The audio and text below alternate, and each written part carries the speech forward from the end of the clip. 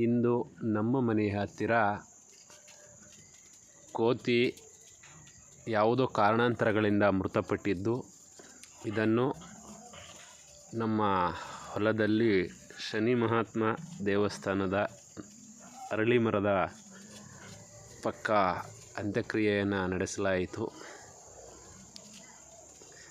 ಪ್ರತಿ ಶನಿವಾರ ಶನಿ ಮಹಾತ್ಮ ದೇವಸ್ಥಾನಕ್ಕೆ ಪೂಜೆ ಮಾಡುವುದರ ಜೊತೆಗೆ